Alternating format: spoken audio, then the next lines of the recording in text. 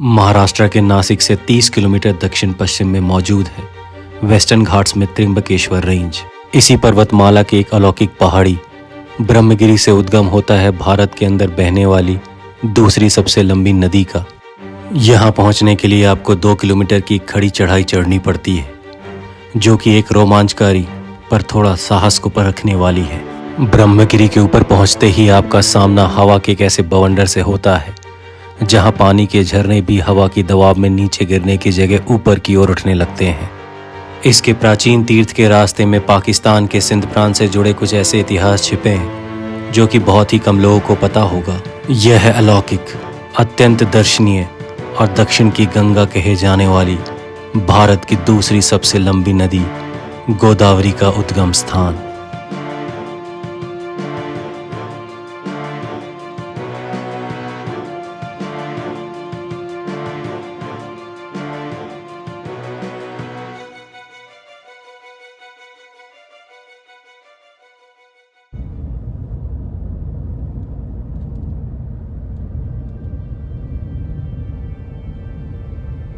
नाशिक महाराष्ट्र के उत्तर भाग में बसा एक महत्वपूर्ण बड़ा शहर है, जो कि लगभग मुंबई से 165 किलोमीटर दूर है। समुद्र से 584 मीटर की ऊंचाई पर बसे हुए होने के कारण यहाँ का मौसम लगभग साल भर काफी सुहाना रहता है। वेस्टर्न घाट के सातमाला, सेलबाड़ी और त्र्यंबकेश्वर पहाड़ी श्रृंखला से घिरे होने के कारण यह शहर लगभग हर तरफ से पहाड़ी श्रृंखला से घिरा हुआ नजर आता है। अभी सुबह के 5:30 बजे हैं। आज के एपिसोड में हम गोदावरी के उद्गम स्थान पर आपको लेकर चलेंगे और यह आपसे वादा है कि उस स्थान पर खास तौर पर वहां पहुंचने के सफर को देखकर आप मंत्रमुग्ध हो जाएंगे।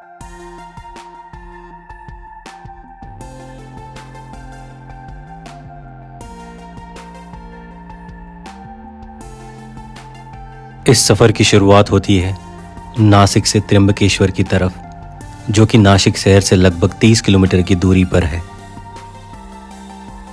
हमें यह आपको बताने की आवश्यकता नहीं है कि त्र्यंबकेश्वर बहुत ही प्रसिद्ध तीर्थ स्थान है, जहां 12 ज्योतिर्लिंगों में से एक मौजूद है और यह हिंदुओं की आस्था का एक बड़ा केंद्र है। त्र्यंबकेश्वर मंदिर 3 पर्वतों के बीच स्थित है और वह एक साथ मिलकर त्र्यंबकेश्वर रेंज बनते हैं। यह है कालगिरी, नीलगिरी और ब्रह्मगिरी।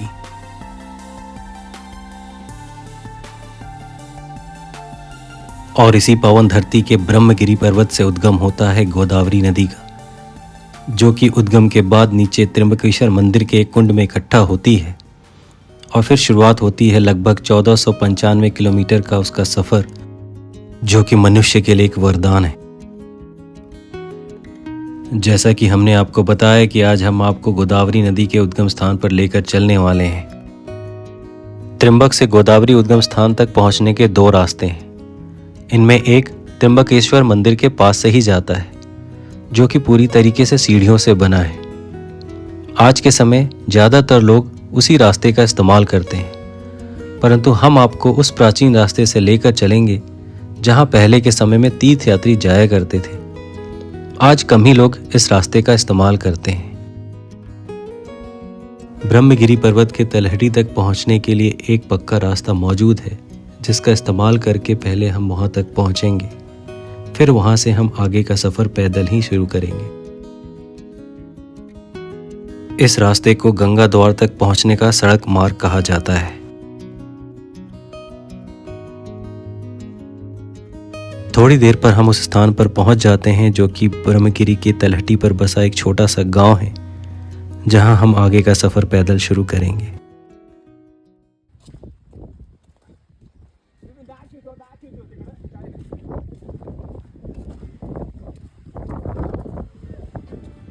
वहां पहुंचते साथ ही हमारी मुलाकात एक वृद्ध चरवाहे से हुई, जिनका नाम था निवृत्ति। वह अपने छोटे जानवरों को वहां घास खिला रहे थे, पर जैसा कि संयोग होता है, हमने जैसे ही उनसे उद्गम स्थान तक जाने का रास्ता पूछा, उन्होंने ना सिर्फ रास्ता बताया बल्कि हमारे गाइड बनने को भी तैयार हो गए।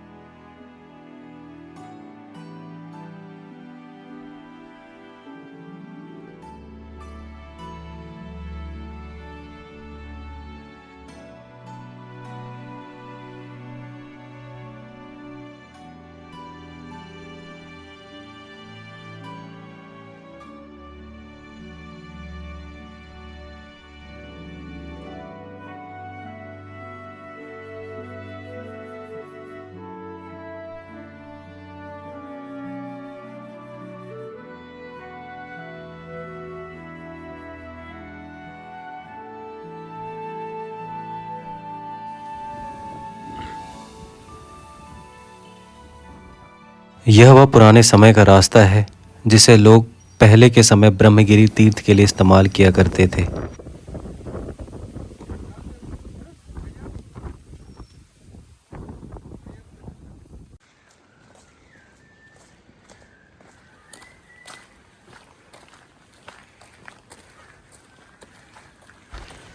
यह रास्ता गंगा द्वार तक जाता है, जहाँ गोदावरी उद्गम के बाद मध्य में आकर इस जगह पर इकट्ठा होती है और बाद में फिर यहाँ से प्रवाह होकर नीचे त्र्यंबकेश्वर के कुंड तक जाती है। गंगा द्वार से आगे बढ़ते ही साथ दोनों रास्ते एक हो जाते हैं और फिर यहाँ से शुरू होता है ब्रह्मगिरी पर्वत पर चढ़ने का एक रोमांचक सफ़र।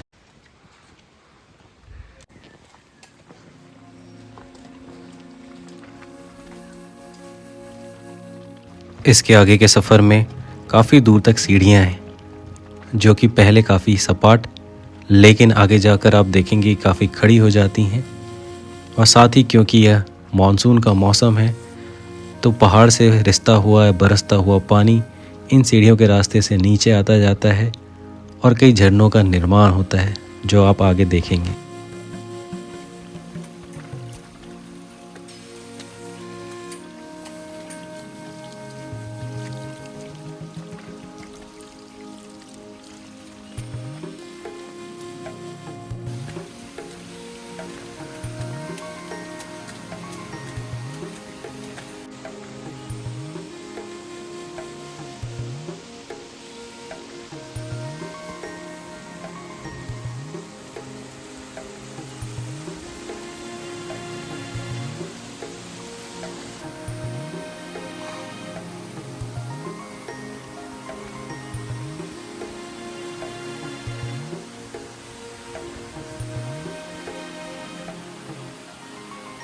इन खड़ी सीढ़ियों के बीच चढ़ाई पर बीच में कई छोटे गुफाएं हैं, जहाँ पर कई छोटे छोटे मंदिर हैं और वहाँ पर बैठने की जगह भी है, जहाँ मनुष्य और जानवर दोनों ही बारिश और ऊंचाई से कुछ देर बचने के लिए आराम फरमाते हैं। हमारे निवृत्ति जी हमसे पहले ही वहाँ पहुँच चुके थे और 70 साल की उम्र में भी जो उनका फिटनेस है वो काबिल तारीफ है।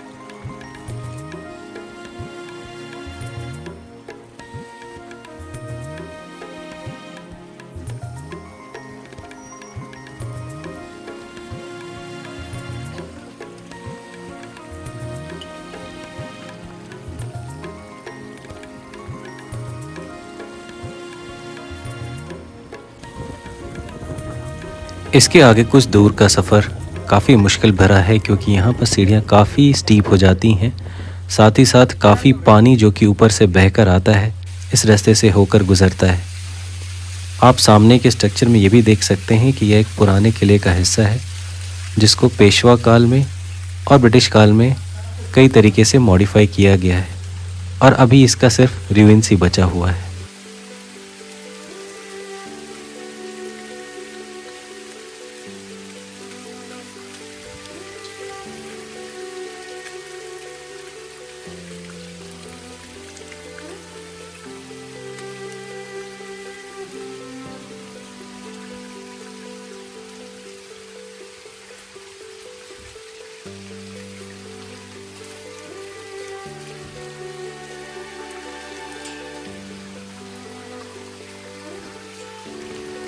यह ब्रह्मगिरी किले का मुख्य दरवाज़ा है, जो कि पुराने समय में किले के अंदर जाने का मुख्य द्वार हुआ करता था।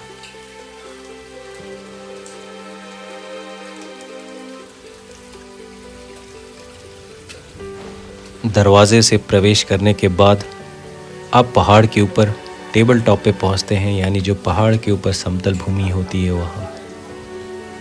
ब्रह्मगिरी पहाड़ की समतल भूमि काफ़ी बड़ी है और थोड़ी देर में ही हम वहाँ पहुँचेंगे और आप देखेंगे कि कैसे यहाँ वातावरण पूरी तरीके से बदल जाता है।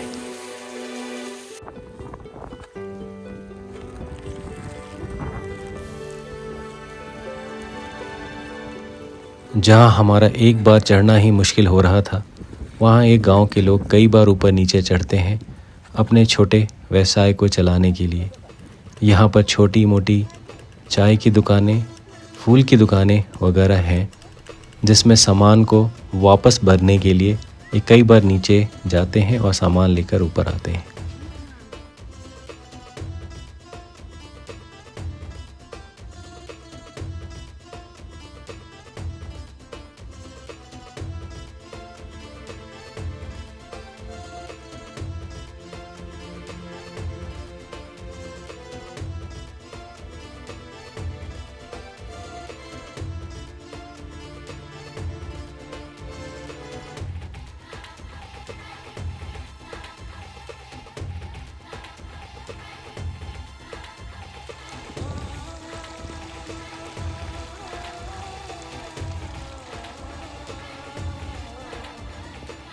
अब हम लगभग पहाड़ के सबसे ऊपरी हिस्से पे हैं और इसके बाद हमें पहाड़ के ऊपर जाकर थोड़ा सा नीचे गिर उतरना पड़ता है और इस स्थान पर हवा का एक ऐसा सिस्टम डेवलप होता है जिसकी वजह से हवा का वेग काफ़ी ज़्यादा बढ़ जाता है।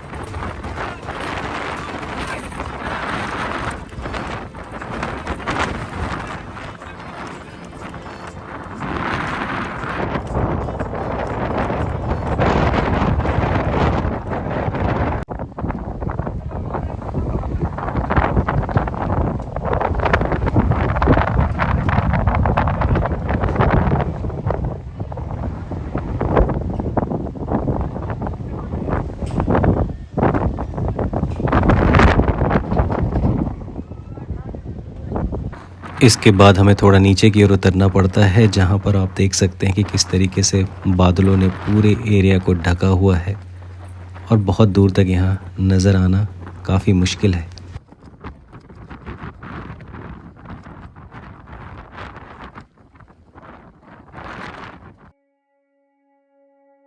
इन्हीं पहाड़ी श्रृंखला द्वारा निर्मित परिस्थितियों की वजह से धरती के इस भाग को एक ऐसा वरदान मिला है जिसके बिना जीवन संभव नहीं है, वह है पानी।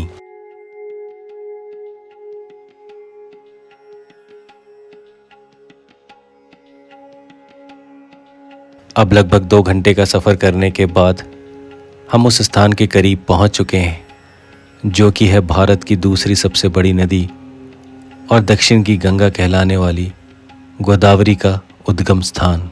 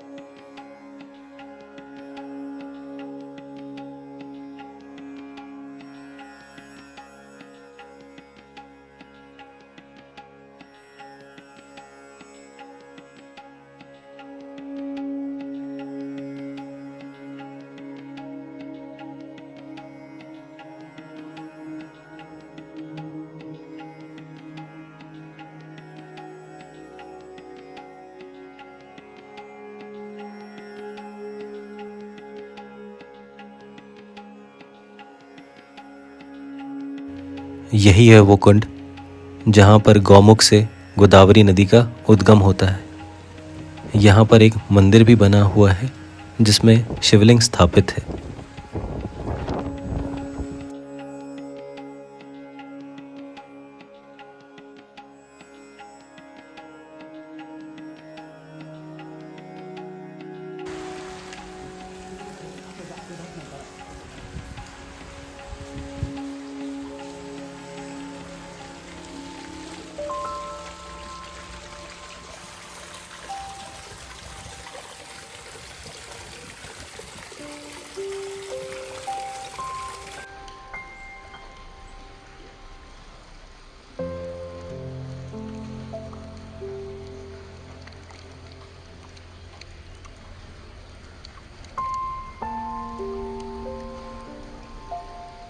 इस मंदिर में मौजूद पुजारी ने लोक कथा के अनुसार यहाँ का विवरण कैसा है वो हमें बताया।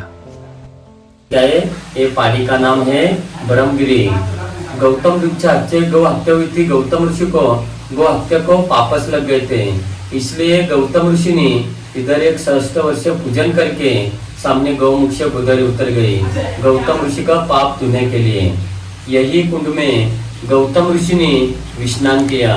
ये ब्रह्मा विष्णु महेश ने दर्शन दिया, उनका गो हत्या पाप चला गया। फिर वही से गंगा गोदावरी गुप्त रूप में दूसरा पहाड़ है गंगा द्वार, वह गंगा द्वार में निकलती है। वहां से नीचे त्र्यंबकेश्वर कुशवर्त कुंड में, वहां से नासिक पंचवटी पैठा नांदेड़ आंध्रा में चली गई। वैसे इस कुंड से लगा हुआ एक और कुंड है जहाँ पर 3 धाराओं का मेल होता है और वहाँ से सही मायने में गोदावरी नदी की शुरुआत होती है, जो कि एक जगह इकट्ठा होकर उस गौमुख से निकलती है जहाँ हमने आपको दिखाया। इन दोनों स्थान के बीच में करीबन 10 से 15 मीटर का डिस्टेंस है।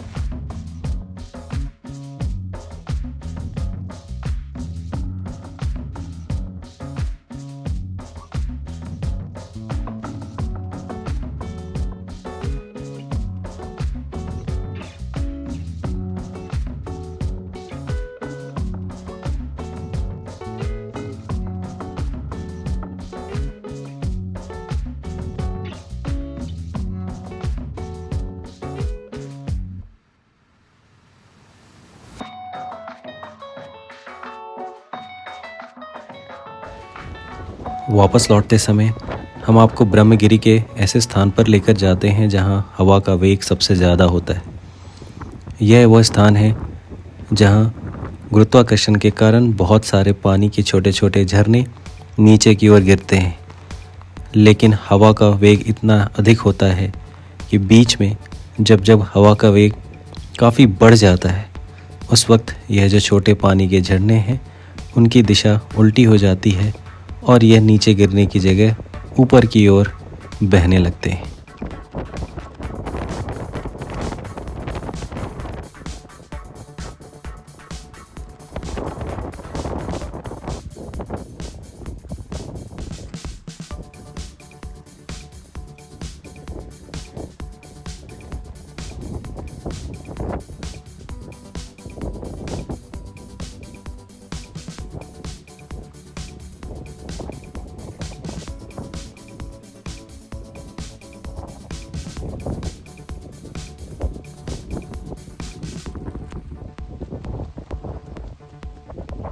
बादलों के बीच से होते हुए यह समय था नीचे की ओर जाने का, लेकिन आपके लिए अभी यह सफ़र समाप्त नहीं हुआ है, क्योंकि जैसा कि हमने आपको इंट्रो में बताया था, नीचे पहुंचने के बाद कुछ छोटे आश्चर्य अभी भी बाकी हैं जो हम आपको दिखाना चाहेंगे।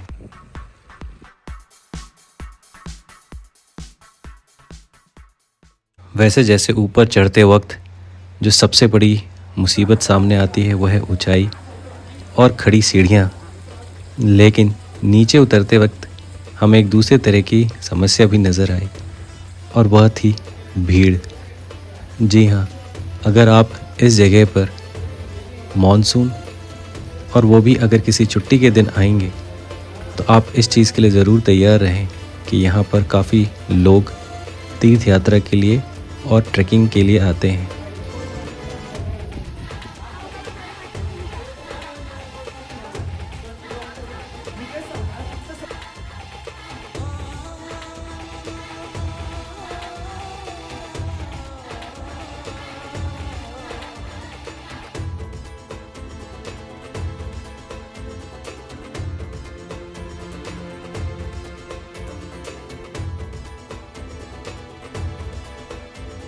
नीचे पहुंचने के बाद हमारी नज़र एक बहुत ही खूबसूरत से पुरानी इमारत पे पड़ी, जो कि पूरी तरीके से वीरान था और उसके बाहर कुछ बोर्ड भी वगैरह लगा नहीं था जिससे हमें समझ में आया कि वह क्या है।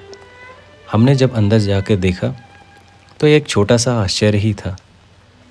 वहाँ पर लगे हुए एक बोर्ड पर हमने जब पढ़ा कि इस जगह को एक धर्मशाला या रुकने की जगह के रूप में बनाया गया है और बनाने वाले थे पाकिस्तान के सिंध प्रांत के 2 हिंदू व्यापारी, जिन्होंने 1913 में इसका निर्माण करवाया था।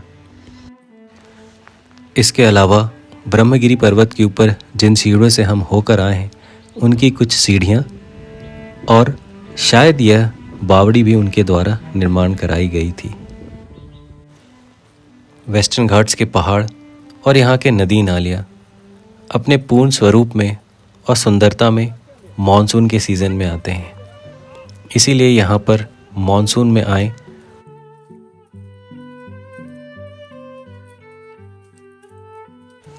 इसके साथ हम आपको तलहटी में बसे हुए गांव के कुछ घर भी दिखाते हैं, जहाँ एक तरफ खूबसूरत ब्रह्मगिरी पर्वत है तो दूसरी तरफ ब्रह्मगिरी पर्वत से आते हुए पानी से बने हुए जलाशय।